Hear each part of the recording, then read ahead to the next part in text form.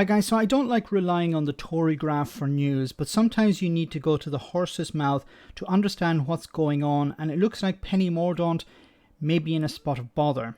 Now this is a tweet from Chris Hope, an associate editor at The Telegraph. He says, "Huge boost for Liz Truss as entire 60-strong European research group," I hate calling them a research group, "told to vote for Foreign Secretary to be leader."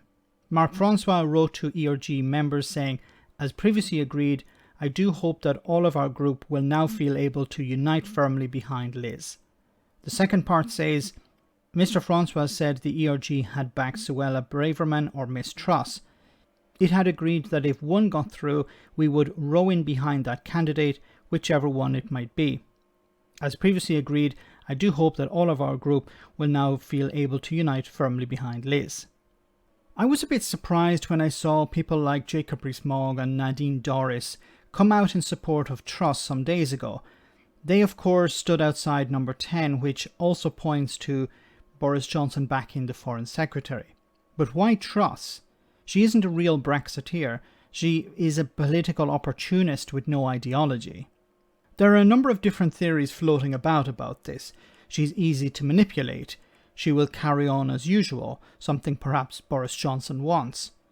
Johnson, God forbid, may have worked out a deal with her to get a place in cabinet, but that's something I doubt is going to happen. But the bigger question is, why is the ERG backing someone like Liz Truss? She wasn't a Brexiteer, she doesn't really care about Europe. The ERG don't really care about Europe either. They're interested in two things: power and money. They want to show that they are kingmakers or queenmakers in this case. They also want to show the party donors who is truly running the party. So if Liz Truss wins this, it will be a disaster for the Tories. She's terrible at public speaking, she would be trashed at PMQs, and she's hopeless at campaigning, and she doesn't believe in anything really, and that makes it more difficult to sell a position. Now if I was one of the Tories, I'd be probably backing Penny Mordaunt, because she has a clean slate, but perhaps MPs and members of the party know something that we don't. Let me know in the comment section guys what you think about all of this. As always, your comments are greatly appreciated. Thanks a lot.